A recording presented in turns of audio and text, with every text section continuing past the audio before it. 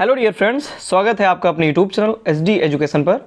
आज है 1 नवंबर 2024 यानी 1 नवंबर का महीना चल रहा है। तो 1 नवंबर 2024 है आज, और हम आज बात करने वाले हैं नवंबर मंथ के जो कुछ भी इंपॉर्टेंट करंट अफेयर्स के क्वेश्चन हैं, यानी आज के जो इंपॉर्टेंट करंट अफेयर्स क्वेश्चन बन करके आए हुए हैं उन सभी क्वेश्चन को यहाँ पर कवर किया जाएगा। अगर वीडियो पर आप पहली बार आए हैं तो प्लीज़ वीडियो को लाइक करें, अपने दोस्तों के साथ वीडियो को अधिक से अधिक शेयर करें और हमारे चैनल को सब्सक्राइब करें ताकि आने वाली कोई भी वीडियो हो वो आप तक तुरंत पहुंच सके। बढ़ते हैं वीडियो में आगे की तरफ और सबसे पहले प्रश्न की हम बात करते हैं। तो सबसे पहला प्रश्न है आज का मोस्ट इंपॉर्टेंट प्रश्न है, हाल ही में राष्ट्रीय एकता दिवस कब मनाया गया? यानी राष्ट्रीय एकता दिवस या फिर कह सकते हैं नेशनल यूनिटी डे, ये कब मनाया गया? तो ए ऑप्शन है 22 अक्टूबर, बी ऑप्शन है 28 अक्टूबर, सी ऑप्शन है 26 अक्टूबर और डी ऑप्शन है 31 अक्टूबर। तो इस प्रश्न का सही जवाब है ऑप्शन नंबर डी, यानी 31 अक्टूबर को राष्ट्रीय एकता दिवस मनाया गया। डिटेल में अगर हम इसके बारे में बात करें तो नेशनल यूनिटी डे आप सभी लोग जानते हैं किस लिए मनाया जाता है। तो हर साल 31 अक्टूबर को सरदार वल्लभ भाई पटेल जी की जयंती मनाई जाती है और इसी जयंती को हम एकता दिवस के रूप में मनाते हैं। भारत के भौगोलिक व राजनीतिक एकीकरण में सबसे महत्वपूर्ण योगदान के चलते सरदार पटेल जी की जो जयंती है उसको राष्ट्रीय एकता दिवस के तौर पर मनाया जाता है। यानी कि जब भारत का एकीकरण हुआ था तो कई सारे जो राज्य थे उनको भारत में मिलाने का, भारत में विलय करने का जो महत्वपूर्ण कार्य था वो सरदार वल्लभ भाई पटेल जी ने किया था। एक एकीकरण में भौगोलिक व राजनीतिक सूत्र में बांधने का जो कार्य था वो सरदार वल्लभ भाई पटेल जी ने किया था, जिस कारण से उनकी जो यह जयंती होती है इसको हम राष्ट्रीय एकता दिवस के तौर पर मनाते हैं। बात करें सरदार पटेल जी की जयंती को एकता दिवस के रूप में मनाया जाने का जो फैसला है वो सन 2014 में किया गया और 2014 से ही प्रत्येक वर्ष हम एकता दिवस यानी कि राष्ट्रीय एकता दिवस जो कि सरदार पटेल जी की जयंती होती है इस अवसर पर हम मनाते हैं। अगले प्रश्न की तरफ बढ़ेंगे। नेक्स्ट क्वेश्चन है हमारा, हाल ही में जन्म मृत्यु के रजिस्ट्रेशन के लिए कौन सा मोबाइल जो ऐप है वो लॉन्च किया गया है? तो ए ऑप्शन है जेमिनी, बी ऑप्शन है CRS, सी ऑप्शन है दिसारी और डी ऑप्शन है प्रिप जॉय।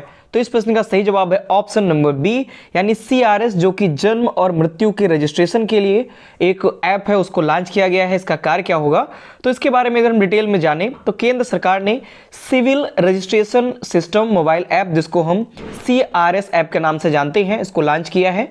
इस ऐप के जरिए घर बैठे ही जन्म प्रमाण पत्र बनवाना हो, मृत्यु प्रमाण पत्र के लिए रजिस्ट्रेशन करना हो, इन सभी में आप रजिस्ट्रेशन करा सकेंगे।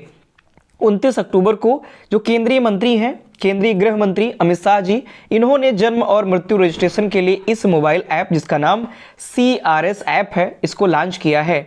अगले प्रश्न की तरफ बढ़ेंगे। नेक्स्ट क्वेश्चन है हमारा, किस संस्थान ने अल्जाइमर रोग के इलाज के लिए नए गैर विषैले अणु विकसित किए हैं? यानी अल्जाइमर रोग जो होता है सभी लोग जानते हैं, अल्जाइमर जो होती है बीमारी लगभग उसमें क्या होता है लोग भूलने लगते हैं, जो उम्र दराज व्यक्ति होते हैं उनको खास तौर पर ये बीमारी हो जाती है। तो अल्जाइमर रोग के इलाज के लिए एक नए तरीके का जो इलाज है वो खोजा गया है जिसमें गैर विषैले अणु हैं, इनको विकसित किया गया है। तो किस संस्थान ने इनको विकसित किया है? तो ए ऑप्शन है अगरकर अनुसंधान संस्थान पुणे, बी ऑप्शन है भारतीय विज्ञान संस्थान बेंगलुरु, सी ऑप्शन है अखिल भारतीय आयुर्विज्ञान संस्थान नई दिल्ली और डी ऑप्शन है वैज्ञानिक और नवीन अनुसंधान अकादमी चेन्नई। तो इस प्रश्न का सही जवाब है ऑप्शन नंबर ए, यानी कि अगरकर अनुसंधान संस्थान जो पुणे में है इसने अल्जाइमर रोग के इलाज के लिए नए गैर विषैले अणु विकसित किए हैं। डिटेल में अगर इसके बारे में बात करें तो पुणे का जो अगरकर रिसर्च इंस्टीट्यूट है उसमें वैज्ञानिकों ने अल्जाइमर के उपचार के लिए नए गैर विषाणु जो विषाक्त अणु हैं उनको विकसित किया है। उन्होंने इन अणुओं को विकसित करने के लिए सिंथेटिक, कम्प्यूटेशनल और इन विट्रो विधियों का उपयोग किया है। इन विट्रो आप सभी लोग जानते हैं IV विधि जो होती है, तो इन विट्रो विधियों का जो उपयोग है वो किया है। अल्जाइमर जो है वो सबसे आम डिमेंशिया का प्रकार है, बोलने के एक प्रकार से इसमें बीमारी हो जाती है। मस्तिष्क जो होता है वो सही ढंग से कार्य नहीं कर पाता है, चीज़ों को स्टोर नहीं कर पाता है, याद नहीं रख पाता है। तो सबसे आम डिमेंशिया प्रकार है जो दुनिया भर में डिमेंशिया से पीड़ित 55 मिलियन लोगों में से लगभग 60 से 70% को प्रभावित करता है जो अल्जाइमर होता है। खास तौर पर जो उम्रदराज व्यक्ति होते हैं उनमें ज़्यादातर ये अल्जाइमर होने का जो खतरा रहता है वो ज़्यादातर रहता है।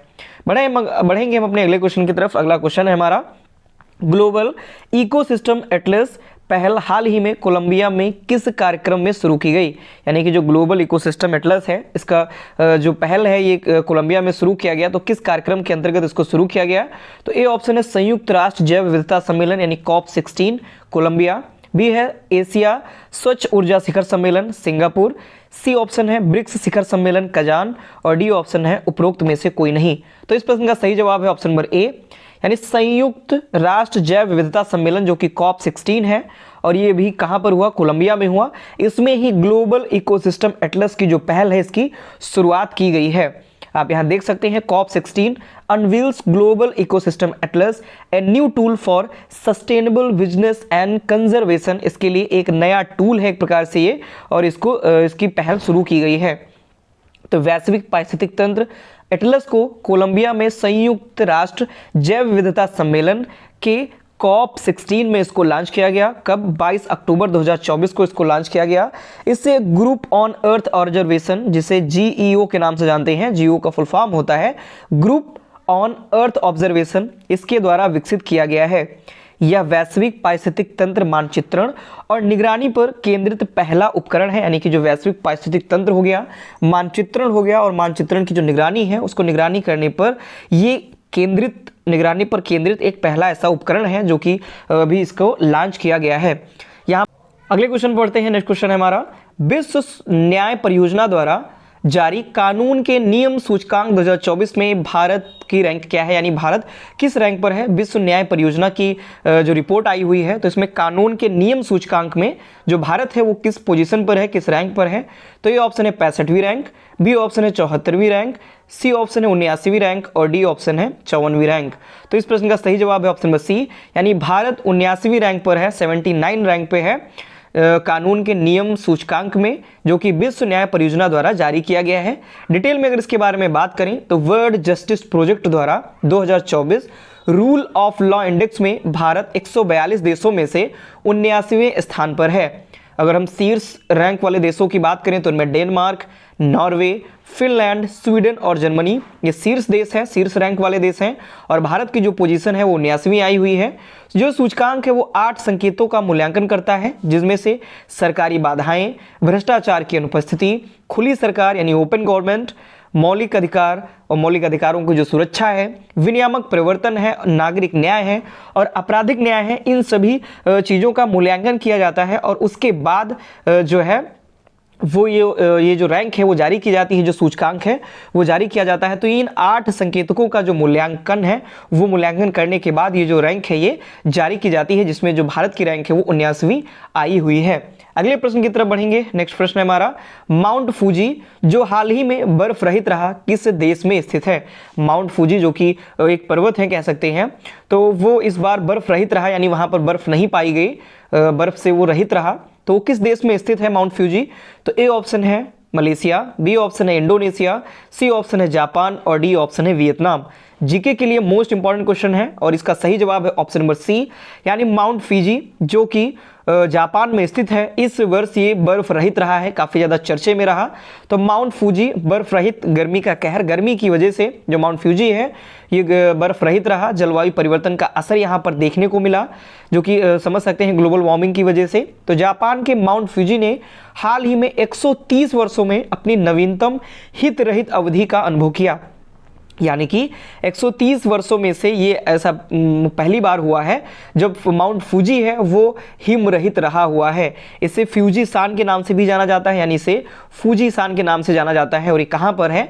ये जापान में है। ये 3776 मीटर की ऊंचाई पर जापान का सबसे ऊंचा पर्वत है। यह टोक्यो योकोहामा से लगभग 100 किलोमीटर दक्षिण पश्चिम में यामानासी और शिजुओका प्रांत में प्रशांत के तट पर स्थित है, यानी प्रशांत महासागर के तट के पास में ये स्थित है। जापान आया है तो मैप पे हम जापान देखते हैं। यहाँ पर आप देख सकते हैं जापान, ये जो आपको इस कलर का दिख रहा है ये जापान है, जो कि इधर रूस से इधर नॉर्थ कोरिया इधर साउथ कोरिया के बाद यहाँ पर आपको दिखाई पड़ेगा जापान है। इसकी जो राजधानी होती है वो होती है टोक्यो। और वर्तमान में जो प्राइम मिनिस्टर हैं, प्रधानमंत्री है यहाँ पर, वो है शिगेरू इजिबा। ये वर्तमान में यहाँ के प्राइम मिनिस्टर हैं। आप यहाँ पर इनको देख भी सकते हैं, ये प्राइम मिनिस्टर है वर्तमान में। और इसकी जो राजधानी है वो यहाँ पर है टोक्यो जिसकी राजधानी होती है। अगले प्रश्न की तरफ बढ़ेंगे। नेक्स्ट क्वेश्चन है हमारा, हाल ही में विस्फोटित हुआ मरापी ज्वालामुखी किस देश में स्थित है? यानी मरापी ज्वालामुखी का भी हाल ही में विस्फोट हुआ है, तो वो किस देश में स्थित है? तो ए ऑप्शन है मैक्सिको, बी ऑप्शन है जापान, सी ऑप्शन है इंडोनेशिया और डी ऑप्शन है वियतनाम।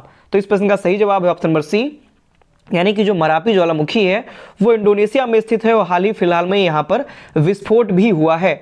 अगर हम डिटेल में इसके बारे में बात करें तो इंडोनेशिया का जो मरापी ज्वालामुखी है, जो इसके सबसे सक्रिय ज्वालामुखी में से एक है, हाल ही में ये फटा हुआ है जिससे घने राख के बादल उठे हैं और आसपास के गांव में फैल गए हैं। हालांकि खुशी की बात यह है कि किसी भी प्रकार की कोई हताहत होने की कोई खबर अभी तक नहीं मिली है और घने बादल जो हैं राख के वो काफ़ी ऊंचे तक उठे हुए और आसपास के करीब गांव तक ये फैले हुए हैं।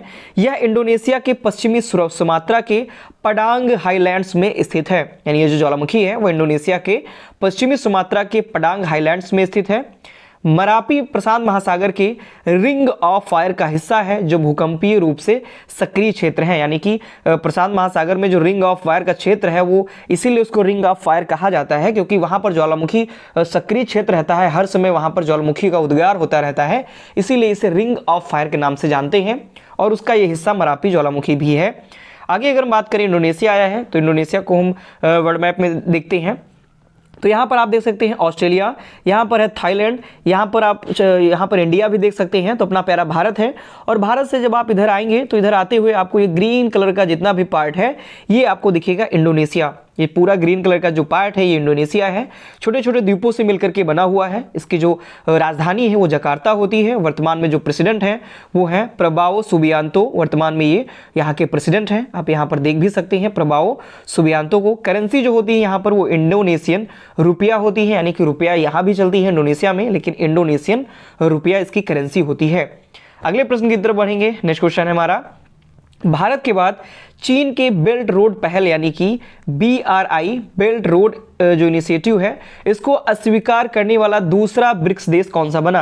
यानी कि पहले भारत ने इसकी जो बेल्ट रोड पहल थी इसको भारत ने नकार दिया था, अस्वीकार कर दिया था।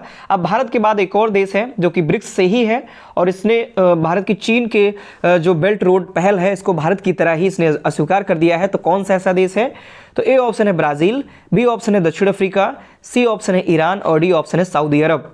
तो इस प्रश्न का सही जवाब है ऑप्शन नंबर ए, यानी ब्राजील भारत के बाद दूसरा ऐसा ब्रिक्स का देश बना हुआ है जिसने चीन के बेल्ट रोड पहल को अस्वीकार कर दिया गया है। चीन यानी कि देख सकते हैं आर्टिकल में, भारत के बाद ब्राजील ने दिया चीन को बड़ा झटका ही है क्योंकि अपनी ही मनमानी करते रहते हैं। ब्राजील ने इनको भी एक झटका दे दिया है। इनकी बेल्ट एंड रोड इनिशिएटिव जो इनका प्रोजेक्ट था उसको धीरे धीरे लगभग जितनी भी कंट्री हैं वो धीरे धीरे इनको नकार ही रही हैं। इस जो इनकी जो ये प्रोजेक्ट है उसका हिस्सा लगभग कोई बनने वाला नहीं है। तो हाल ही में ब्राजील ने बेल्ट एंड रोड इनिशिएटिव में औपचारिक रूप से शामिल न होने का फैसला किया।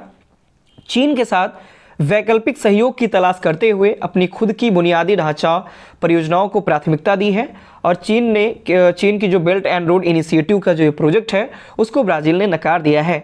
भारत के बाद जो ब्राज़ील है वो BRI यानी बेल्ट एंड रोड इनिशिएटिव में शामिल ना होने वाला दूसरा ब्रिक्स देश बन गया है।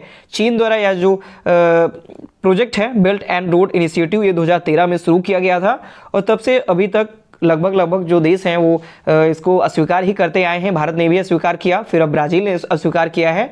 तो इस प्रकार से ये जो इनका बेल्ट एंड रोड इनिशिएटिव है ये प्रोजेक्ट अभी आगे बढ़ नहीं पाया है, वहीं पर रुका हुआ है।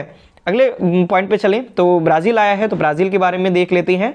तो आप यहाँ पर देख सकते हैं ब्राज़ील जो कि अफ्रीका कंट्री है, ब्राज़ील अफ्रीकन कंट्री में आता है। इसकी जो कैपिटल होती है वो होती है ब्राज़ीलिया। आप यहाँ पर भी देख सकते हैं इसकी कैपिटल, यहाँ पर इसकी कैपिटल होती है ब्राज़ीलिया।